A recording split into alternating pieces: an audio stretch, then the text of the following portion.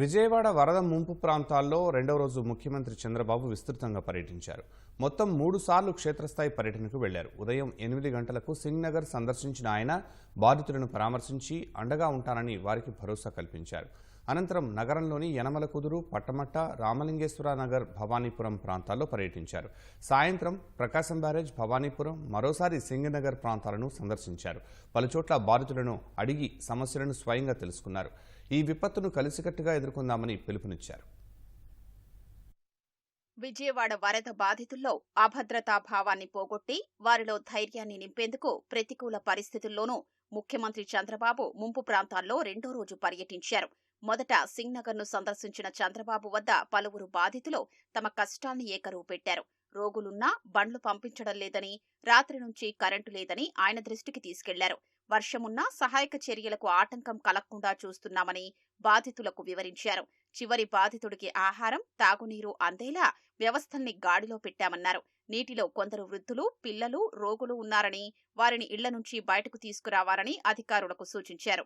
ఎవరూ ఆందోళనకు గురి కావాల్సిన అవసరం లేదని, కొద్దిగా ఓపిక పడితే అన్నీ చక్కబడతాయని భరోసానిచ్చారు. అన్నీ కుదటపడే వరకు తాను ఇక్కడే ఉంటానని చెప్పారు. కంట్రోల్ రూమ్ ను ఏర్పాటు చేశామని, బోట్లు, హెలికాప్టర్లు వచ్చాయని తెలిపారు. గతంలో ఎన్నడూ లేని విధంగా కృష్ణానదికి వరద పోటెత్తిందన్నారు. కష్టాల్లో ఉన్న ప్రజల్ని ఆదుకోవడం తమ ప్రథమ కర్తవ్యమని చంద్రబాబు స్పష్టం చేశారు. అనంతరం నగరంలోని భవానీపురంలోని క్రాంబే రోడ్డు, కృష్ణలంక, రామలింగేశ్వర నగర్ ప్రాంతాల్లో బుల్డోజర్, పడవ, కాలినడకన వరద ముంపు ప్రాంతాల్లో తిరిగారు. బాధితుల కష్టాల్ని తాను అర్థం చేసుకున్నారని, అన్ని గాడిలో పెడతానని వారికి హామీ ఇచ్చారు.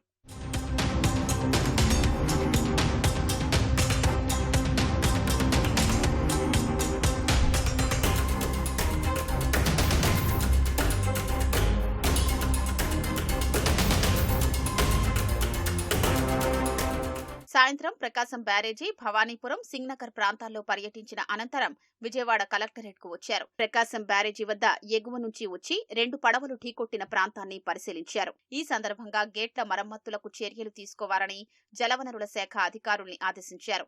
అనంతరం దాదాపు గంటన్నరకు పైగా సింగ్ నగర్ లో పర్యటించిన సీఎం బోట్ల ద్వారా తరలించిన స్వచ్ఛందంగా బయటకొచ్చిన బాధితులతో మాట్లాడారు. వారి ఆవేదన, బాధల్ని, 2 రోజులుగా పడుతున్న కష్టాల్ని బాధితులు సీఎం ముందు వెళ్లబోసుకున్నారు. ఊహించని ఉత్పాతం వల్ల పడిన ఇబ్బందుల్ని వివరించారు. ఇప్పటికీ బంధువులు, ఇరుగు పొరుగు వారు ఇంకా జలదిగ్బంధంలోనే ఉన్నారని తెలిపారు.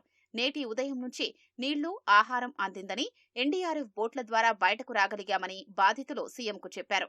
చుట్టుముట్టిన వరద నీటితో తాము ప్రాణాలతో బయటపడతామనుకోలేదని పలువురు మహిళలు రోదిస్తూ చెప్పారు. వరద ప్రాంతాల నుండి బయటకొచ్చిన వృద్ధులు, దివ్యాంగుల్ని అంబులెన్స్ లో తరలించేందుకు ముఖ్యమంత్రి ఏర్పాట్లు చేశారు.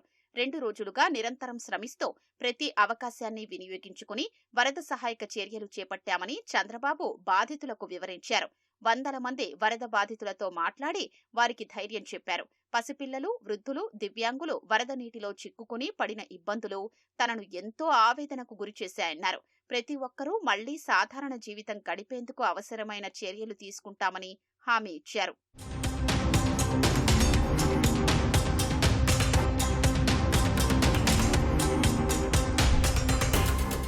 బుడమేరు వరద ప్రభావిత ప్రాంతాల్లో విధులు నిర్వహిస్తున్న కొంతమంది ఉన్నతాధికారుల దురుద్దేశపూరిత వైఖరి వల్ల బాధితులకు ఆహార పంపిణీలో జాప్యం నెలకొందని మంత్రులు సీఎం చంద్రబాబు దృష్టికి తీసుకెళ్లారు. ప్రస్తుతం వెయిటింగ్ లో ఉన్న ఐపీఎస్ అధికారులు కొల్లి రఘురామిరెడ్డి, సిహెచ్ విజయారావు, రఘువీరారెడ్డి, అదనపు ఎస్పీ ఏ జోషి, డీఎస్పీలో సత్యానందం, గోపాలకృష్ణ, శ్రీనివాస్ విధుల్లో ఉన్న చోట సహాయక చర్యలు సక్రమంగా అందట్లేదని మంత్రులు ముఖ్యమంత్రికి వివరించారు. అనుకున్నంత స్థాయిలో ఆహారం తెప్పించగలిగినా పంపిణీలో ఎందుకు జాప్యం నెలకొందంటూ ముఖ్యమంత్రి అధికారుల్ని నిలదీశారు.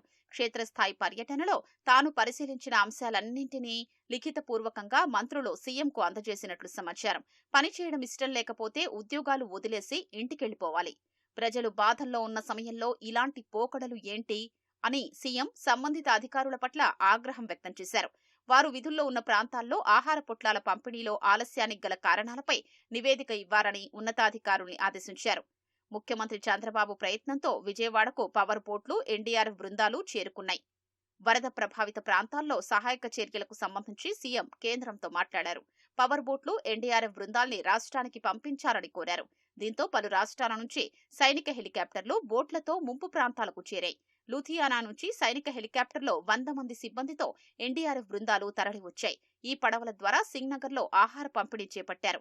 నీటిలో మునిగిన ఇళ్ల నుంచి వరద బాధితుల్ని ఇళ్ల నుంచి బయటకు తెచ్చారు. ప్రైవేటు హోటళ్లు, దుర్గగుడి, అక్షయ పాత్ర ద్వారా ఆహార పొట్లాల్ని తయారు చేయించి వరద ప్రాంతాల్లో అందిస్తున్నారు.